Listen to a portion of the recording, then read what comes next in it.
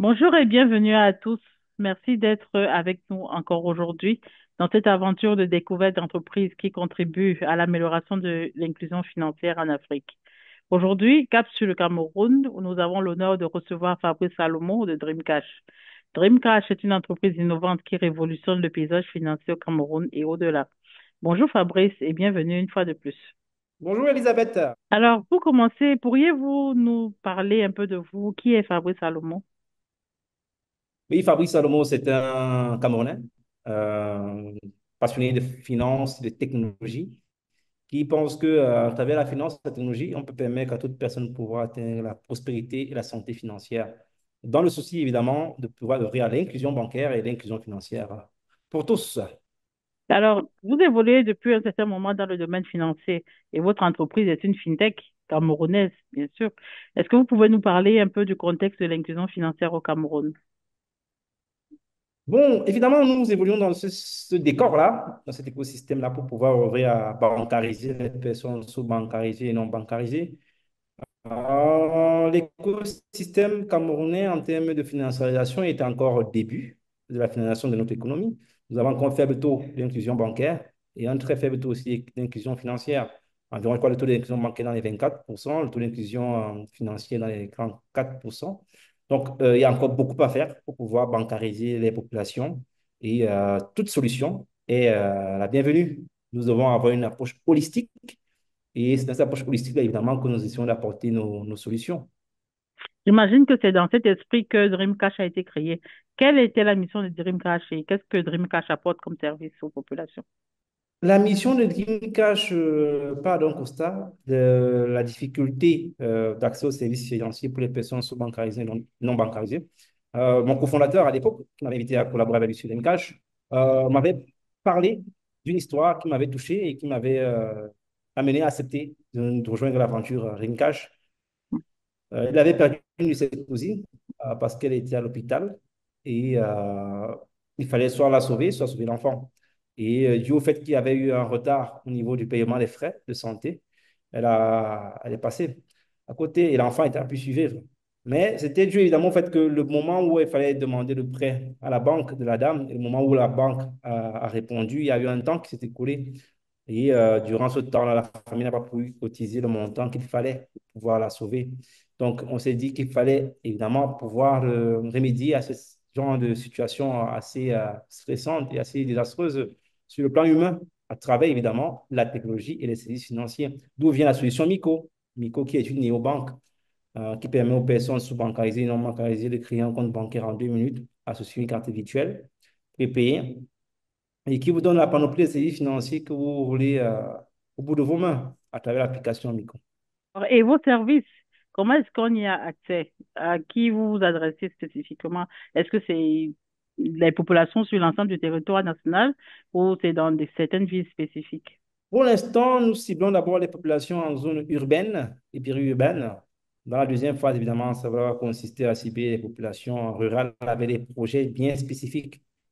Dans l'approche de commercialisation du produit, nous avons une approche groupée qui va en fonction des cibles. Nous ciblons les jeunes, nous ciblons les Bayam Salam, nous ciblons les femmes, nous ciblons les entrepreneurs.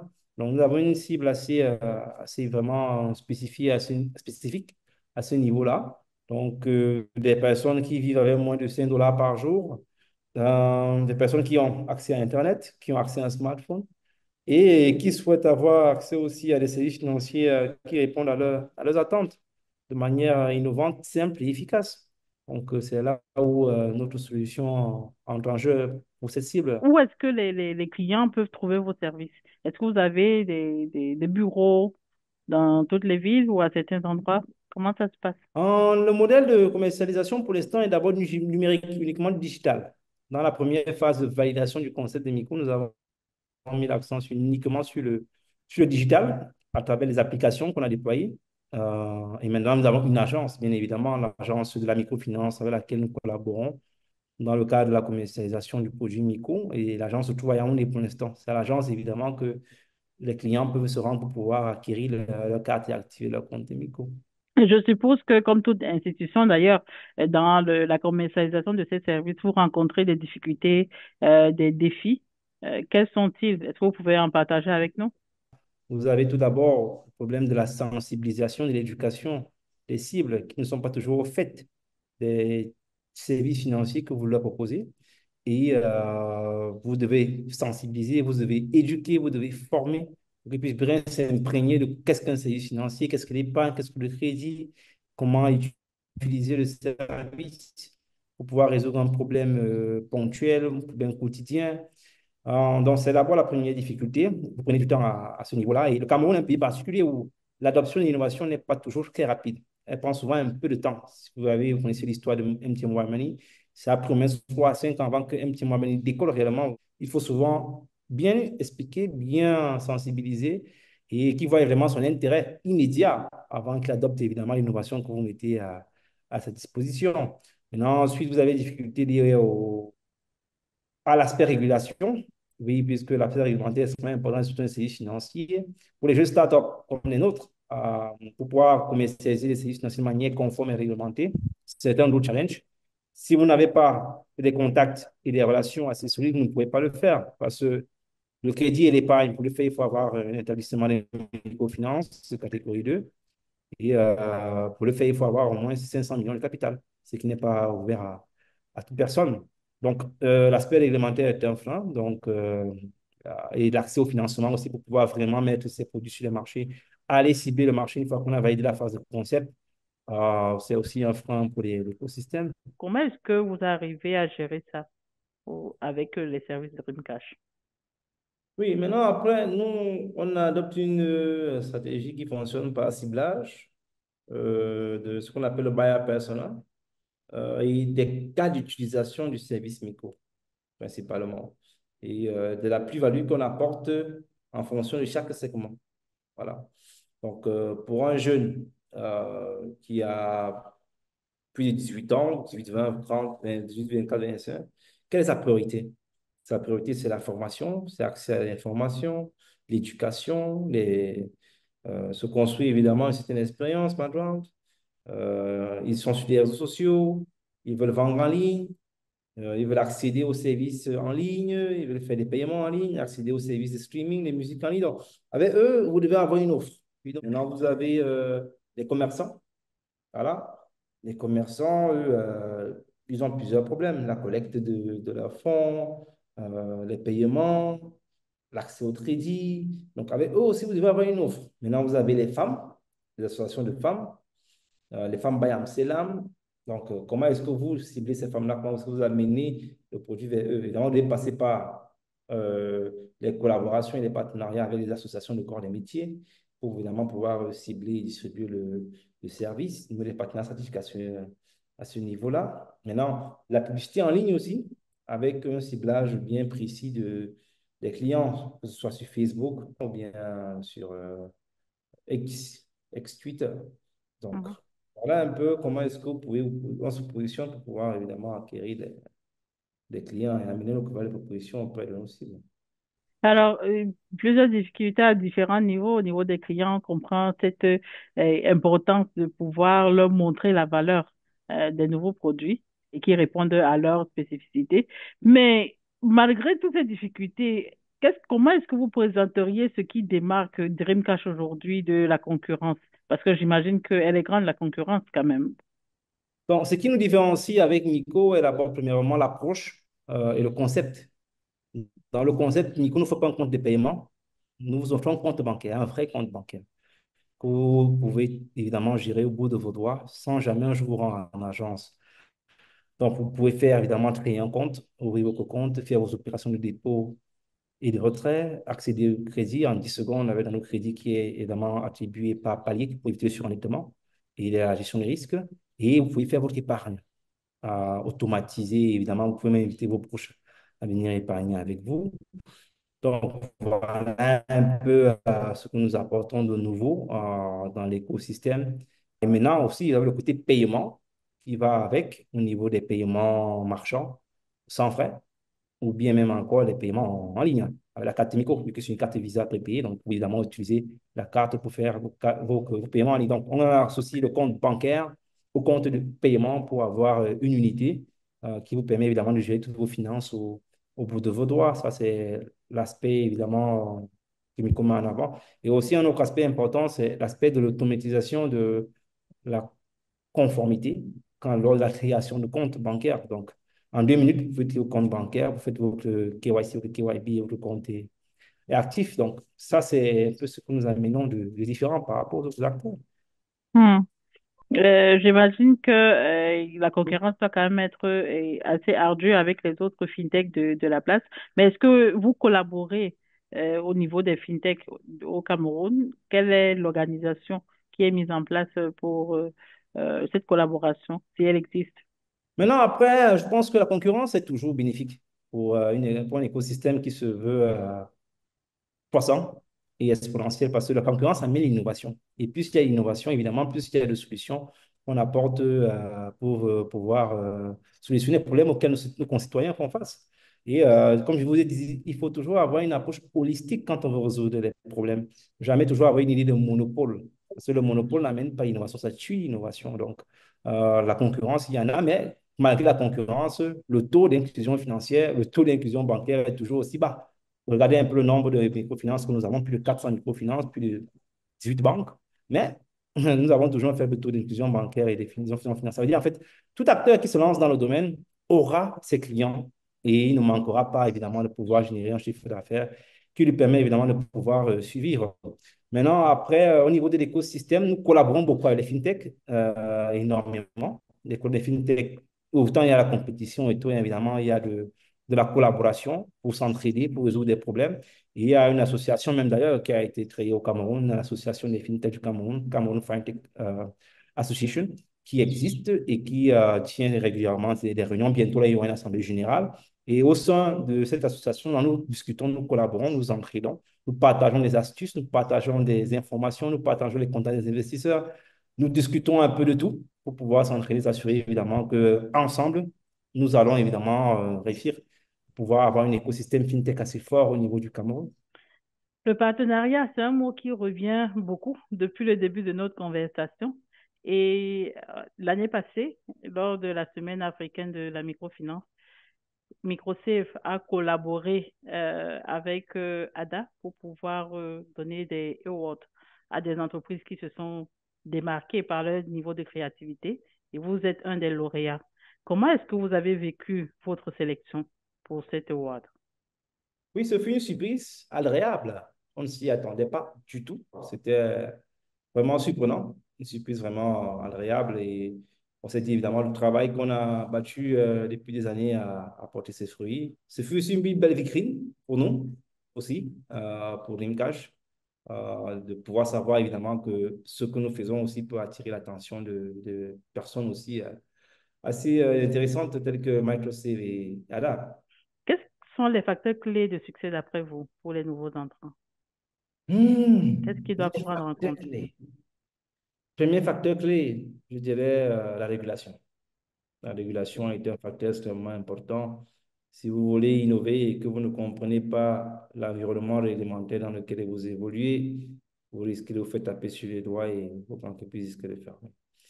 Deuxième facteur clé, la capacité à construire des partenariats stratégiques qui vont vous permettre évidemment soit de développer vos valeurs de proposition, soit de pouvoir distribuer vos valeurs de proposition à la population cible.